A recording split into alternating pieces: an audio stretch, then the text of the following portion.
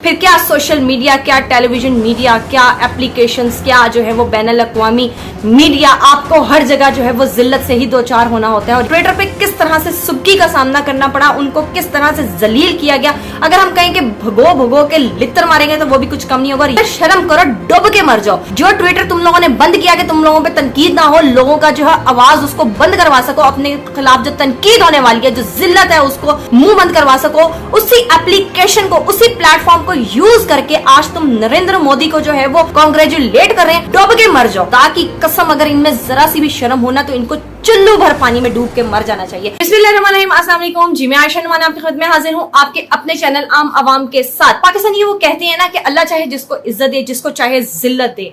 जिनको इज्जत मिलनी है वो जेल की सलाखों में बैठकर साल भर दुनिया के सामने ना आकर भी जो है वो दिलों में रहते हैं। लेकिन जनाब, जिनको अल्लाह ताला ने जिल्लत से नवाजना हो, वो चाहे अवामी हलकों में हो, चाहे इक्तदार की कुर्सियों पर बराजमान हो, चाहे वो ताकत के जो है ऐवानों में बैठे हों, लेकिन फिर भी अल्लाह ताला उनको जिल्लत से ही नवाजता है। फिर क्या सोशल मीडिया, क्या टेलीविजन मीडिया, क्या एप्लीकेशंस, क्या जो है वो बैनुल अक़वामी मीडिया, आपको हर जगह जो है वो जिल्लत से ही दो चार होना होता है। और यही आजकल हो रहा है। जनाब, शहबाज शरीफ और नून लीग की अज़मा बुखारी जिस तरह से इस वक्त जो है वो इंटरनेशनल प्लेटफॉर्म्स पे जो है वो जलील हो रही हैं, उनके बारे में मैं आपसे बात करना चाहूंगी। ये अज़मा बुखारी वही साहिबा हैं जिन्होंने जनाब चापलूसी की सारी हदें पार कर दी हैं। ये इस कदर जो है चापलूसी कर रही हैं कि मरियम नवाज की टिकटॉक हुकूमत को इस कदर डिफेंड कर रही हैं कि इनको जिल्लत से दो चार होना पड़ रहा है। और ये चाह रही हैं कि मरियम नवाज की आंखों का तारा बन के रहें, वजारतें जो है वो इनको मिले। और वजारत तो अभी भी है इनके पास, लेकिन जनाब इन्होंने सारी हदें पार कर दी हैं चापलूसी करने की, बूट चाटने की और जनाब मक्खन लगाने की। और उस चक्कर में ये आजकल इतना जलील हो रही हैं। आज से ठीक 2 दिन पहले इन्होंने एक ट्वीट किया अपने ट्विटर अकाउंट से कि भाई हाफिज जी तुन के रखो। अब जनाब इसके ऊपर जो है वो ISPR साहब का भी जो है वो बयान और वजाहत आना चाहिए थी कि अज़मा बुखारी किसको हाफिज साहब कहकर मुखातिब कर रही हैं और किसको तुन के रखने की बात कर रही हैं। और आखिर में इनकी आपस में ऐसी कौन सी जो है वो मिली भगत है जिसके नतीजे में जो है इमरान खान साहब को जेल की सलाखों के पीछे पाबंदे सलासल रखा गया है। तो जनाब इन सब के सवालों के जवाब जो है वो जरूर मिलने चाहिए। लेकिन अज़मा बुखारी को ट्विटर पे किस तरह से सुबकी का सामना करना पड़ा, उनको किस तरह से जलील किया गया। अगर हम कहें कि भगो भगो के लित्तर मारेंगे तो वो भी कुछ कम नहीं होगा। यही जो है वो शहबाज शरीफ साहब के साथ हुआ, जो कि हालिया हमारे जो है वो प्राइम मिनिस्टर हैं। अब जनाब ट्विटर पे उनकी किस तरह से जो है वो दुर्गत बनाई है ट्विटर ने, उनको किस तरह के अलकाबात से नवाजा, उनको किस तरह से भिगो भिगो के लित्तर मारे हैं, वो बताती हूँ मैं आपको। तो जनाब शहबाज शरीफ साहब ने ट्विटर का अपने अकाउंट से नरेंद्र मोदी को जो है उन्होंने मुबारकबाद देने के लिए उन्होंने उनको मुखातिब किया और उन्होंने बोला felicitations to the Narendra Modi on oath taking. जिसके बाद ट्विटर ने इनको जवाब दिया, कम्युनिटी नोट लगाया बाकायदा तौर पे, mister Sharif is not elected PM as a democratic process installed PM। गौर करिएगा वर्डिंग पे। His regime was rejected on 8 February by Pakistan. जब पूरे पाकिस्तान के लोग बोल रहे थे कि जी हमने इनको कोई वोट शोट ही दिया, ये फॉर्म 47 की पैदावार है। जब बैनुल अक़वामी मीडिया जो है वो ये शोर मचा रहा था कि पाकिस्तान के इलेक्शन जो है वो रिग्ड है, पाकिस्तान के जो इलेक्शन है वो उनको जो है वो पॉलिटिकल इंजीनियरिंग वहां पर की गई है, वहां पर जो है ये धांधली करके, बल्कि धांधला करके जो है वो इनको सीटों पर बिठाया गया है, इनको जितवाया गया है रातों रात। तो जनाब ट्विटर ने भी इस बात की तस्दीक कर दी। अब जनाब उसके बाद उन्होंने बोला है ही banned X to silence critics is using same to congratulate Modi. उन्होंने बोला शर्म करो, डूब के मर जाओ। जो ट्विटर तुम लोगों ने बंद किया कि तुम लोगों पे तनकीद ना हो, लोगों का जो है आवाज उसको बंद करवा सको, अपने खिलाफ जो तनकीद होने वाली है, जो जिल्लत है उसको मुंह बंद करवा सको, उसी एप्लीकेशन को, उसी प्लेटफॉर्म को यूज करके आज तुम नरेंद्र मोदी को जो है वो कांग्रेचुलेट कर रहे हैं। डूब के मर जाओ। अब जनाब उसके बाद उन्होंने बोला है, और भी आगे उन्होंने क्या कहा है, is same to congratulate Modi and he is providing undeclared martial law। इतने बड़े allegations and human right violation. मैं कहती हूँ खुदा की कसम अगर इनमें जरा सी भी शर्म होना तो इनको चुल्लू भर पानी में डूब के मर जाना चाहिए। और उसके बाद जनाब इनकी चेली अजमा बुखारी के साथ क्या हुआ जनाब, उन्होंने जो है वो कुछ वीडियो, वो जो रिलीज इमरान खान के जो पोस्टर्स और बैनर्स जो है वो हेलीकॉप्टर के जरिए लहराए गए थे वहां पर उस दिन अमेरिका में, सॉरी पाकिस्तान और इंडिया मैच के दौरान, तो जनाब उसके ऊपर उन्होंने जो है वो एक एडिटेड किस्म की वीडियोस और पिक्चर्स डाली और उसके अंदर जो है वो ट्विटर ने उनको किस तरह से कम्युनिटी नोट उनके ऊपर लगाया और क्या बोला, this account shares manipulated and edited image to mislead public, original text was release Imran Khan. मैं कहती हूँ खुदा की कसम, वैसे वाकई में सही कहा था किसी ने कि ये पटवारी हैं, ये अनपढ़ हैं, ये जाहिल हैं, ये कुछ भी करने से पहले सोचते नहीं है, हमेशा जो है ये अपने पैरों पे खुद कुल्हाड़ा मारते हैं, हमेशा अपने आप को जलील करके रखते हैं, समझ से बाहर है इनके दिमाग में क्या भरा हुआ है। मैं कहूंगी तो भूसा भरा हुआ है, तो जनाब फिर ये गुस्सा कर जाएंगे। अब जनाब हम बात करते हैं, उसके बाद हम आज का जो दूसरा पहलू है उसके ऊपर बात करेंगे, किस तरह से जो है इलेक्शन कमीशन जो है उसकी दौड़े लग गई है, इलेक्शन कमीशन को उल्टा लेने के देने पड़ गए हैं और जो इलेक्शन कमीशन को ने जो ऑर्डिनेंस रातों रात, सॉरी जो नून लीग ने जो रातों रात ऑर्डिनेंस लाकर जो है वो इलेक्शन ट्रिब्यूनल्स जो है उनको मुंतकिल किया गया था, तरमीम की थी इन्होंने बाकायदा तौर पे, तो उस पर जो है chief justice Islamabad high court Aamir Farooq जो है आज बुरी तरह बरहम हुए हैं और उन्होंने जनाब इलेक्शन कमीशन से कुछ सवालात किए हैं। उन्होंने बोला है कि इस्लामाबाद हाई कोर्ट के जज तारिक महमूद जहांगीरी को तब्दील करने का वजह क्या है, किन ग्राउंड्स पे जो है वो ट्रिब्यूनल्स को मुंतकिल किया गया है, और उन्होंने इलेक्शन कमीशन से जो है ये सवाल किए और दौरान सवाल जो है वो बहुत ज्यादा बरहम भी हुए हैं। इलेक्शन कमीशन के पास रिकॉर्ड मंगवाने का कौन सा ऐसा इख्तियार है, इलेक्शन कमीशन को इन सब बातों का जवाब देना है। और उसके बाद जनाब इस्लामाबाद हाई कोर्ट ने तीनों हलकों में ताहुक्म सानी नए ट्रिब्यूनल्स की कार्रवाई को आगे बढ़ाने से रोक दिया। आगे फिर जनाब दौरान समात उन्होंने ये सवाल किए कि सोच समझ कर डिफेंड कीजिएगा, जो डिफेंड कर सकते हैं वही डिफेंड करें, मुझे अपने इख्तियारात का भी पता है और अपने पांव पे अगर आपने अपने पांव पर कुल्हाड़ी मारनी है तब भी बताएं। मैं अभी फैसला मुअत्तल करके, मतलब जो पुराना फैसला था कि जो ट्रिब्यूनल्स जो है वो कायम किए गए थे इन्हीं की मुशावरत से, वह रिकॉर्ड वापस मंगवा कर दोबारा से ट्रिब्यूनल्स को जो है वो बहाल कर देता हूं, यानी जो इलेक्शन कमीशन ने जो ट्रिब्यूनल्स जो है वो बनाए हैं, तो जो मकसद हासिल करना चाहते हैं वो मैं नहीं होने दूंगा। ये सब जनाब बात की है, मुकालमा किया है चीफ जस्टिस आमिर फारूक ने अटॉर्नी जनरल ऑफ पाकिस्तान से।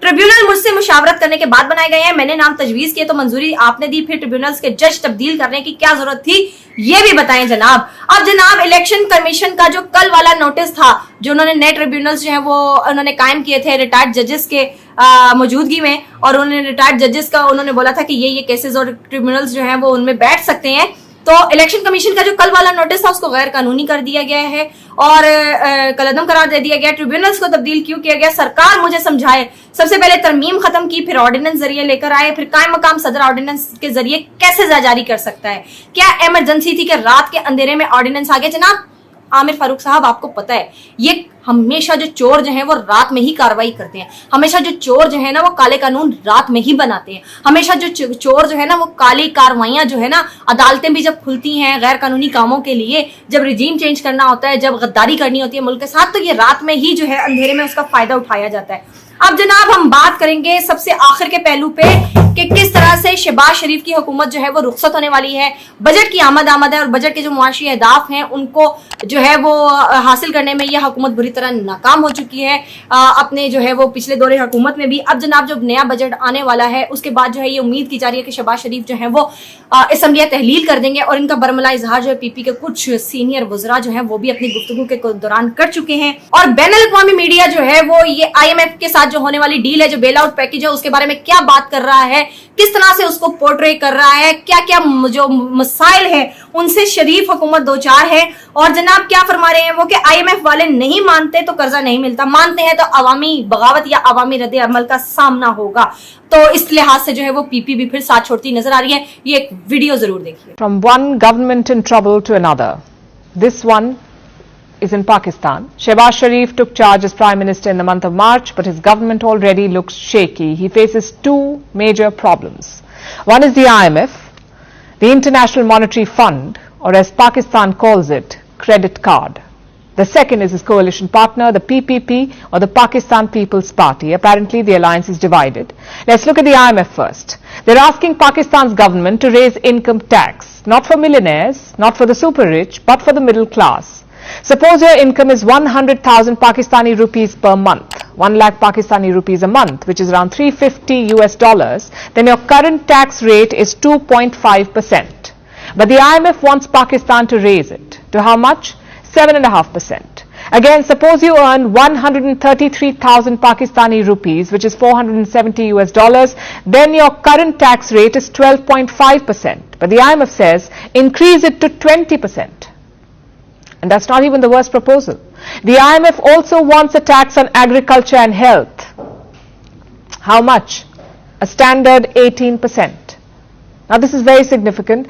Agriculture makes up 24% of Pakistan's GDP. It also employs 68% of the country's population. So agriculture is not just a sector, it's a lifeline for Pakistan's people and economy. But the International Monetary Fund says slap more taxes on it.